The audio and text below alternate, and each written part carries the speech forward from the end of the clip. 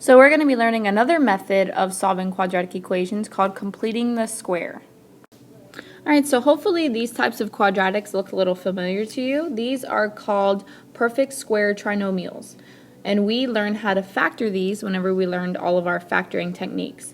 Now remember, if you recall, the middle term of each perfect square trinomial must be the square root of the last term and doubled. So for instance here, the square root of 4 is 2, and if I double 2, I get 4, right? And that's our middle term.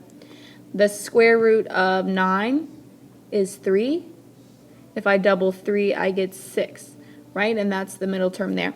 And you can see that's the pattern for all of them. So we're going to be using perfect square trinomials to help us complete the square, which is a method of solving a quadratic equation. So what we're going to do is just move backwards. So normally we go from this term and get this term to check to make sure that it's the correct term. We're going to be going the opposite way. We're going to be going from here to here. So what do I have to do? Well, I take that number, and remember normally I double the back number. So the opposite of doubling is dividing. And then normally I take the square root of that back number. Well, instead of taking the square root, I'm going to square. So those are the opposite signs, opposite operations. So that would give me 4. Okay, so notice how this 4 and this 4 match. Well, let's try it with this middle term. If I take 6x and I take 6 and I divide it, that gives me 3.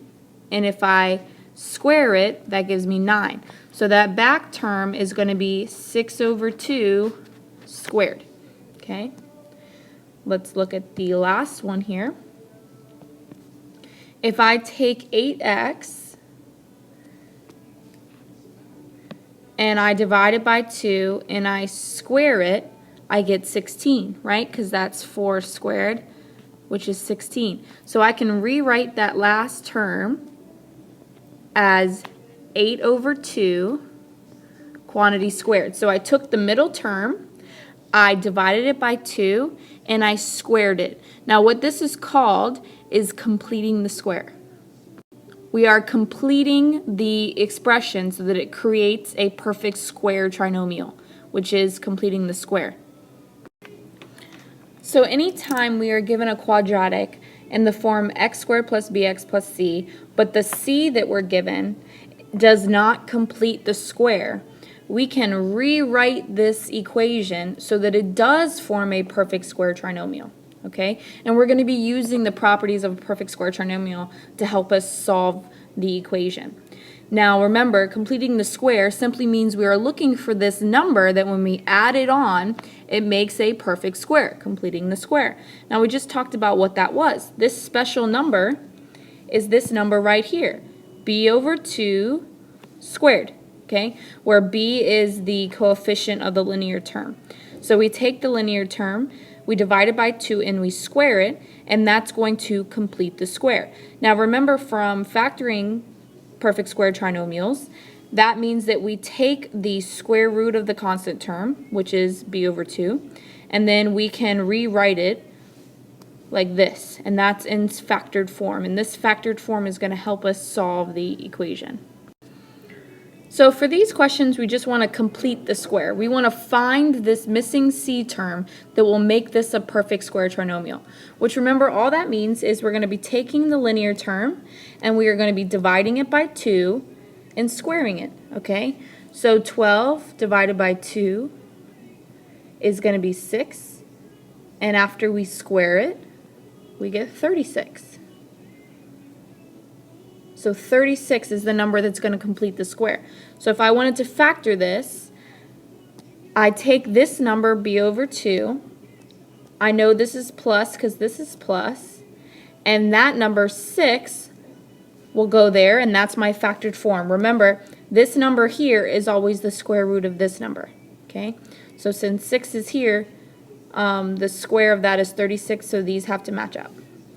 Now looking at the second example, I take b, I divide by 2, and I get 7.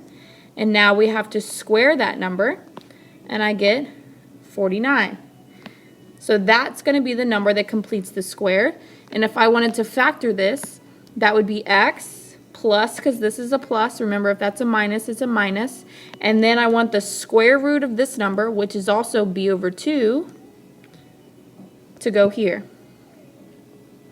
Quantity squared. So that would be the same thing in factored form.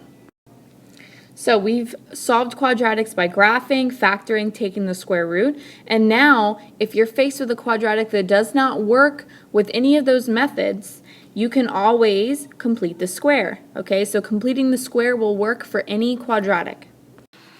Alright, so now we are going to try to solve this by completing the square. Now if you notice, right now, the trinomial on the left-hand side is not a perfect square trinomial. Alright, and it's not factorable, so we can't solve it any other way. So we are going to follow these simple steps to complete the square. So, because the 3 is not completing the square, we're going to bring it to the other side of the equation. Okay. Now the next thing to do is to find the number that is going to complete the square. Okay, now remember this special number is b over 2 quantity squared, right? So remember b is this number here. So I'm going to do b over 2, so 6 over 2 quantity squared.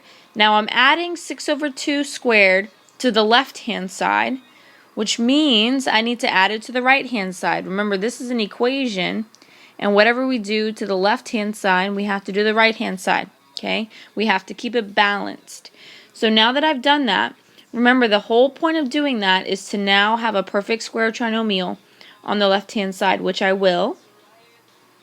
Okay, so 6 over 2 is 3, and then 3 squared will give me 9, so 9 is the number that's going to complete the square.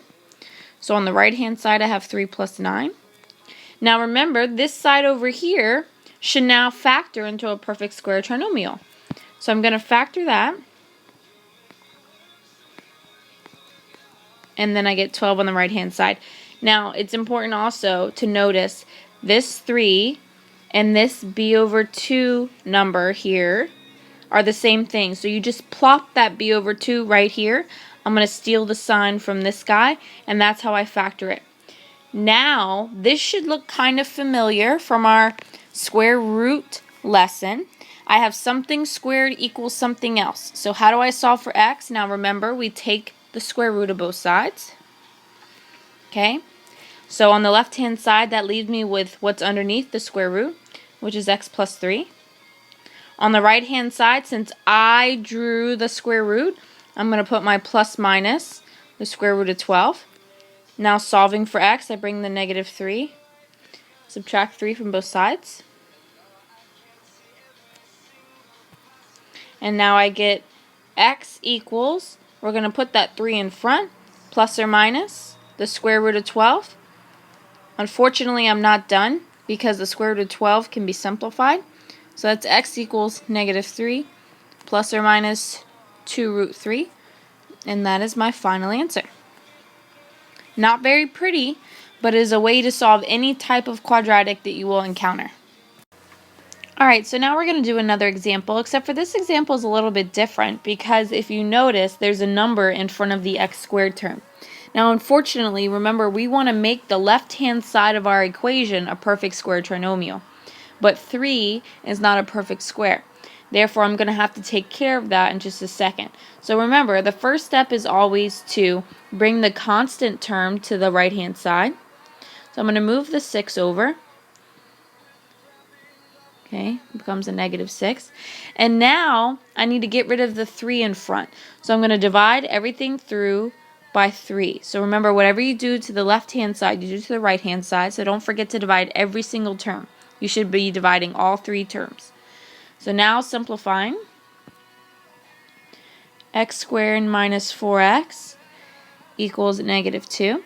Now remember, we want to find this missing term here that will complete the square. So we do b over 2 quantity squared. Here my b is negative 4, so I'm going to add negative 4 over 2 squared. I have to add that to both sides of the equation.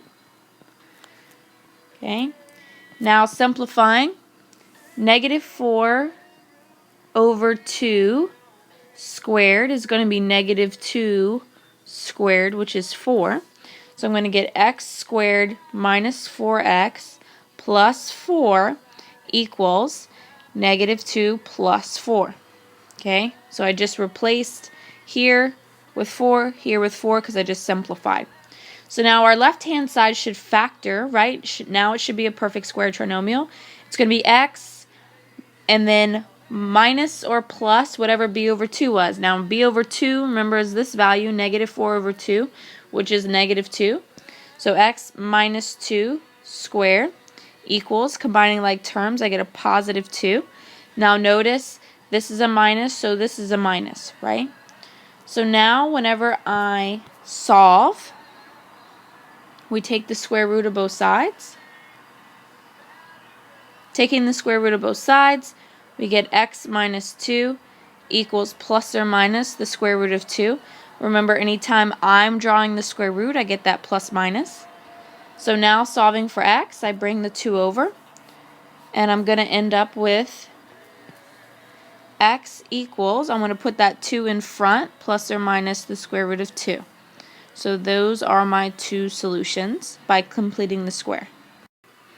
Alright guys, so these are going to be a little tough, but I want you to try them, alright? So go ahead and try these. Remember, first step is to make sure x's are on one side, constants, regular numbers are on the other. Then you complete the square by adding b over 2 squared to both sides. Okay, both sides. And then the left-hand side that has your x's, you then factor it as a perfect square trinomial where this number goes here. So it's x and then plus or minus depending on whatever b over 2 is squared. Okay, and then you have your numbers over here, and then you're going to take the square root of both sides and then solve for x. Now remember, for examples 3 and 4, you have a number in front of x squared, so be careful there and make sure that you divide through by that number before you complete the square. And when you're putting your answer in the Google form, if you have a square root, you can just simply type the words square root, and make sure you have your answers also on your notes.